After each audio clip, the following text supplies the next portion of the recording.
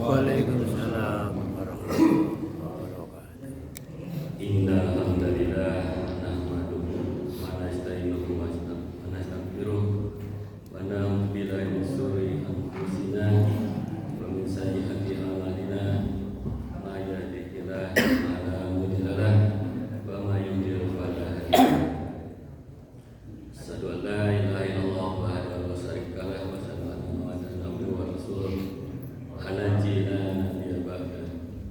Allahumma sholli wa sallim ala Muhammad wa ala alihi wa sahbihi ajmain. Amma ba'du. Alhamdulillahirabbil alamin.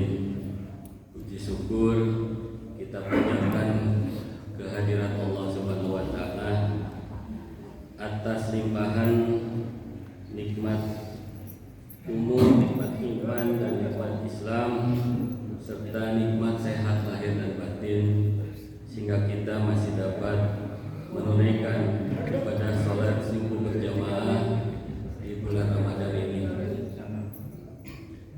Salawat dan salam senantiasa dicurahkan juga kepada junjungan alam Habibana wa Maulana Nabiyana Rasulullah Muhammad sallallahu alaihi wasallam beserta keluarganya, para sahabatnya, tabi'in, dan seluruh umatnya hingga akhir zaman. Insya Allah termasuk kita semua. Amin. Bapak Ibu hadirin jamaah Nurul Iman yang dirahmati Allah,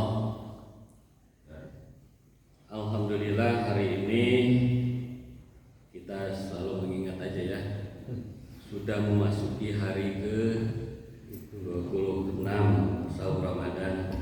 Semoga segala ibadah yang telah dilewati ini, baik sahurnya, qiyamul lail maupun amalan-amalan lainnya, senantiasa diterima oleh Allah Subhanahu wa taala, sehingga kita bisa termasuk yang dapat meraih rahmat, maghfirah, dan predikat ketakwaan di hadapan Allah. Pada kesempatan pada sholat subuh hari ini, saya kebagian juga nih tugas untuk mengisi kegiatan di Masjid Nurul Iman. Walaupun saya bukan seorang mubalik, apalagi ustaz, saya senantiasa mencoba belajar terus mentadaburi syariat-syariat agama Islam, sehingga kita bisa sama-sama sharing lah istilahnya ya, supaya kita dapat saling tadzkirah, saling mengingatkan. Barangkali ada hal-hal yang sempat kita dengar, kita ketahui, kita baca, tapi lupa lagi. Maka pada kesempatan hari ini, walaupun mungkin bapak-bapak, ibu-ibu masih dalam suasana baru selesai makan sahur dan baru saja sholat subuh, ada cenghar sedikit, tapi pasti ngantuk lagi nih Pak. Nah, harapannya dalam beberapa menit ke depan jangan dulu tertidur Pak, Bu, supaya saya nggak ikut tidur di depan sini. Nah, supaya kita sama-sama tidak tidur, saya ingin sedikit menyampaikan, barangkali ini hanya saya menukil atau membaca di sini ya, hal-hal yang pernah kita tahu, dan mudah-mudahan menjadi tadzkirah kita mengingat kembali apa yang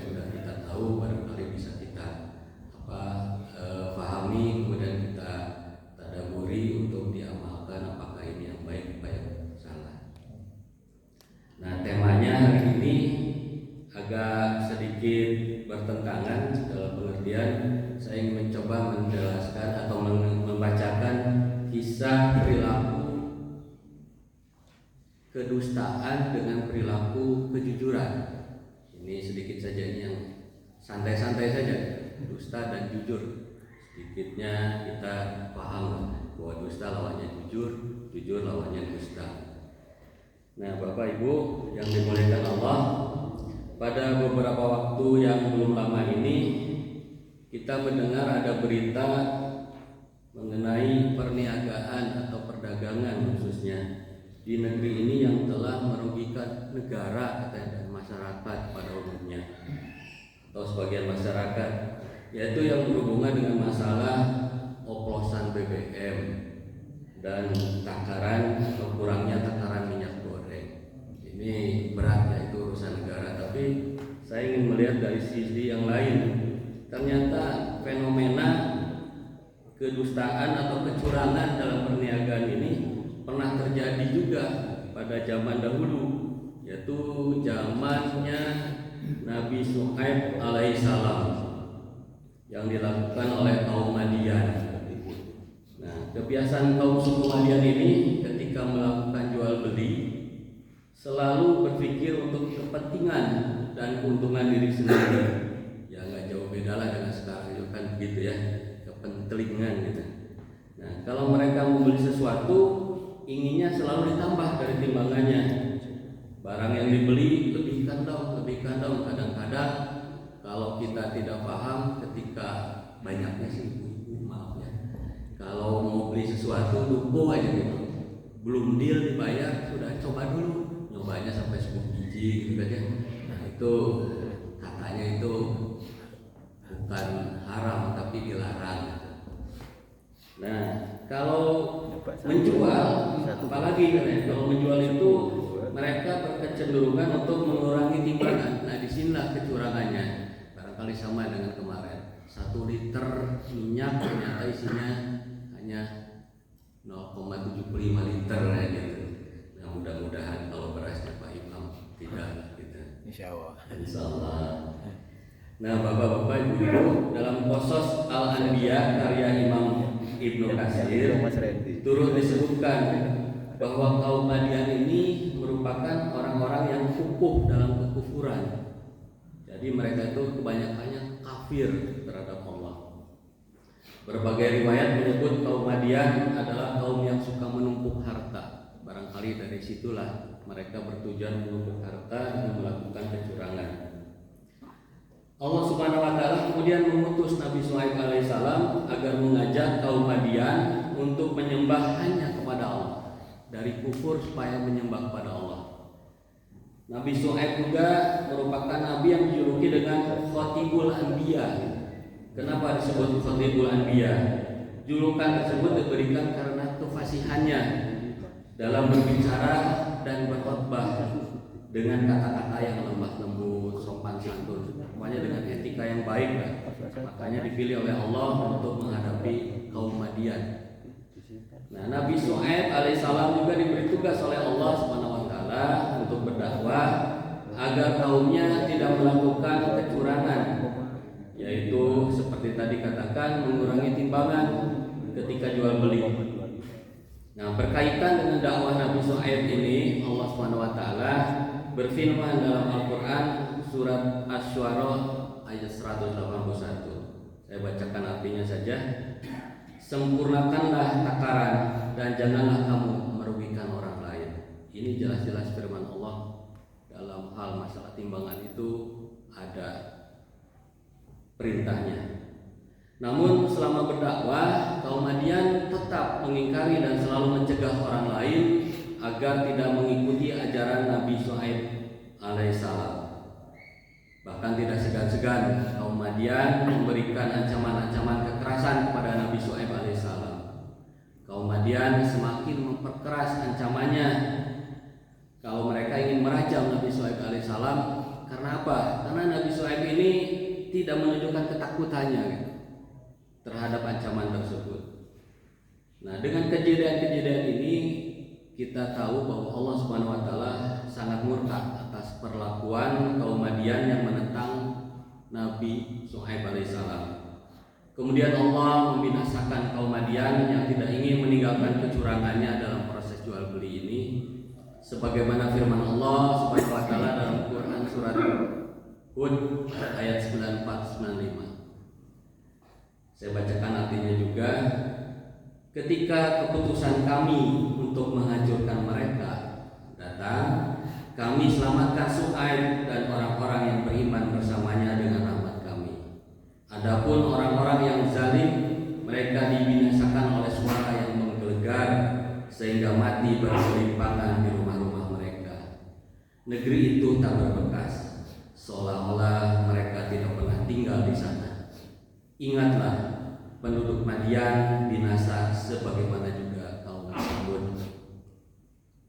Nah, menurut tafsir Kementerian Agama Republik Indonesia, Allah SWT membinasakan kaum Madian dengan mengirimkan suara yang keras, mengguntur dan menggoncangkan hati setiap orang, serta menimbulkan goncangan dan gempa bumi yang maha hebat, sehingga penduduk negeri itu dengan sekejap hilang di telan bumi, persis seperti malapetaka yang menimpa kaum Samud, yaitu kaumnya Nabi Saleh alaihissalam yang ingkar dan durhaka pula.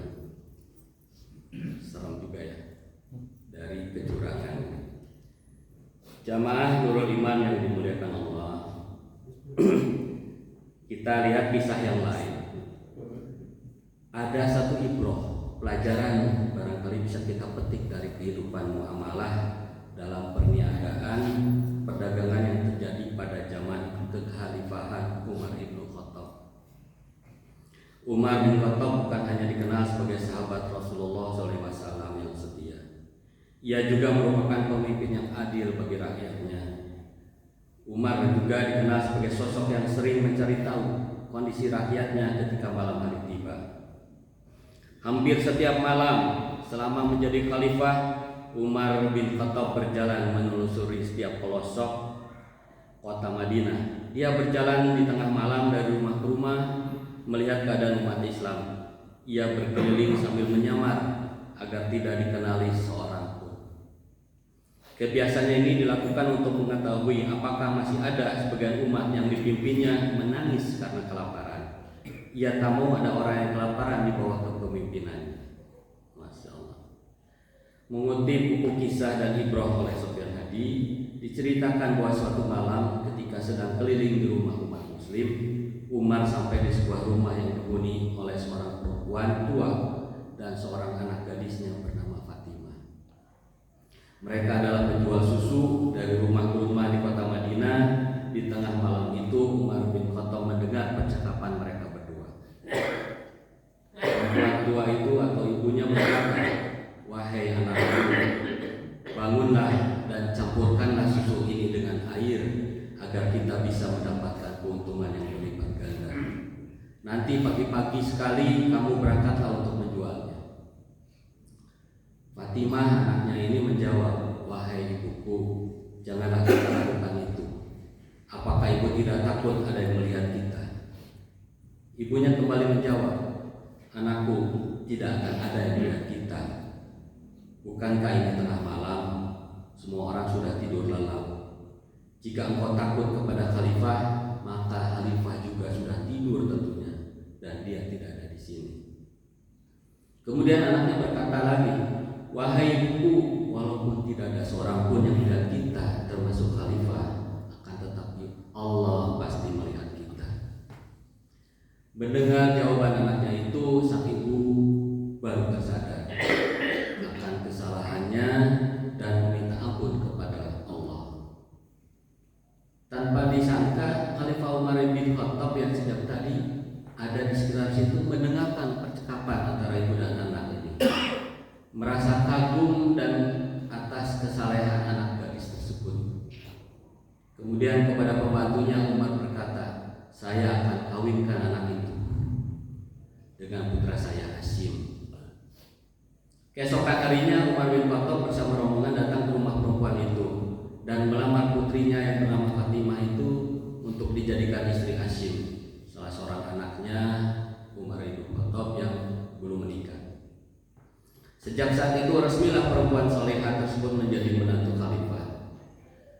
Dari perkawinan Asim dan Fatimah ini lahirlah seorang anak perempuan bernama Laila yang kelak dinikahi oleh Abdul Aziz bin Marwan ibnu Hakam, dan kemudian mereka punya anak bernama Umar bin Abdul Aziz. Abdul Aziz bin Marwan ini pernah menjabat sebagai gubernur di Mesir pada masa kekuasaan Umayyah.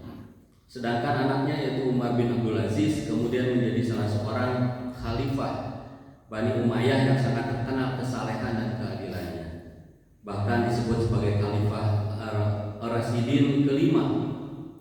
Dia ini adalah cucu dari Fatimah penjual susu tadi, dan juga cicit dari Khalifah Umar bin Khattab. Dari kisah Fatimah ini, gadis penjual susu tadi, kita dapat ambil pelajaran bahwa seorang mukmin harus yakin bahwa tidak satu pun dari perbuatan, perkataan, bahkan gerak hati yang luput dari pengetahuan Allah Subhanahu wa taala. Semua yang keluar dari diri seorang secara pasti akan dicatat oleh penjaga-penjaganya yang dipersiapkan oleh Allah Subhanahu wa taala. Allah Maha melihat perbuatan hambanya sebagaimana termaktub dalam surat Ar-Ra'd ayat 11 yang artinya, bagi manusia ada malaikat yang selalu mengikutinya bergiliran di muka dan di belakangnya. Mereka menjaganya atas perintah Allah. Sesungguhnya Allah tidak merubah keadaan suatu kaum sehingga mereka merubah keadaan yang ada pada diri mereka sendiri. Dan apabila Allah menghendaki keburukan terhadap satu kaum, maka tak ada yang dapat menolaknya, dan sekali-sekali tak ada pelindung bagi mereka selain Dia. Hadirin rahimahullah, dari dua kisah tadi yang berbeda sekali antara yang berdusta dan jujur, dengan beda zaman Nabi Suhaib dan zaman Khalifah Umar bin Khattab, barangkali kita secara keseluruhan bisa mengambil ibrah, pelajaran dalam menjalani kehidupan bermuamalah ini, khususnya di bidang perniagaan, perdagangan, dan usaha lainnya. Satu kisah memperlihatkan perilaku kedustaan dan kecurangan dalam berniaga karena mereka tidak mengenal dan tidak beriman kepada Allah. Sedangkan kisah yang lain menunjukkan perilaku kejujuran berniaga yang dilandasi takut kepada Allah dan meyakini bahwa rezeki sudah ditentukan oleh Sang Maha Pemberi rezeki yang Maha Kaya. Pada zaman Nabi Shu'aib alaihissalam telah diturunkan balasan atau hukuman langsung bagi kaum Madian yang ingkar dan berperilaku curang dusta dengan azab yang pedih dan keras. Hal yang sebaliknya, Allah turunkan keberkahan kepada keluarga Khalifah Umar bin Khattab yang telah berbuat baik dan jujur dalam hidupnya, yaitu dengan memberi anugerah keturunan yang saleh-salehah dan menjadikan mereka sebagai insan yang bermanfaat bagi sesama dan bangsanya. Jika diperhatikan dengan tabayun, pada saat ini kedua perilaku tersebut secara bersamaan sepertinya sedang terjadi juga di negeri kita ini. Betul apa betul? Ada orang-orang yang berbuat jujur, tapi tidak sedikit yang berperilaku curang, dusta dalam muamalah, khususnya perniagaan. Mari kita doakan semoga di negeri ini semakin banyak para peniaga, para pengusaha yang beriman dan jujur dalam usahanya, agar Allah Subhanahu wa taala memberkahi bangsa ini dan menjauhkan dari azab yang setiap saat akan menimpa kita jika masih ada orang-orang yang berperilaku curang dan berdusta. Nauzubillah min dzalik. Akhirul kalam, kembali lagi kita berdoa semoga amal ibadah saum, qiyamul lail, dan amal soleh kita di bulan Ramadan ini semuanya diterima oleh Allah Subhanahu wa taala, sehingga kita termasuk orang-orang yang berhasil meraih rahmat, maghfirah, dan berikan ketakwaan sebagai tiket masuk ke dalam surganya Allah Subhanahu wa taala yang Maha Pengampun dan Maha Penyayang. Rabbana zalamna anfusana wa illam taghfir lana wa tarhamna lanakunanna minal khasirin. Rabbana la tuzigh qulubana ba'da idh hadaytana wa hab lana min ladunka rahmah innaka antal wahhab. Rabbana atina fid dunya hasanah wa fil akhirati hasanah wa qina adzabannar. Amin ya rabbal alamin. Billahi taufiq wal hidayah. Wassalamualaikum warahmatullahi wabarakatuh. Waalaikumsalam warahmatullahi wabarakatuh. Berapa menit?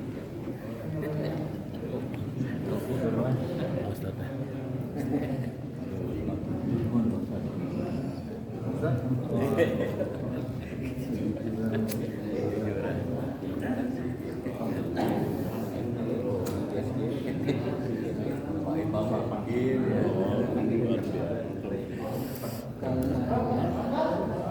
Muhammadiyah.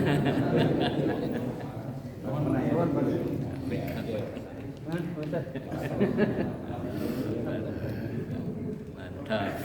Ini tugas dari Pak Guru. Jadi saya belajar lagi.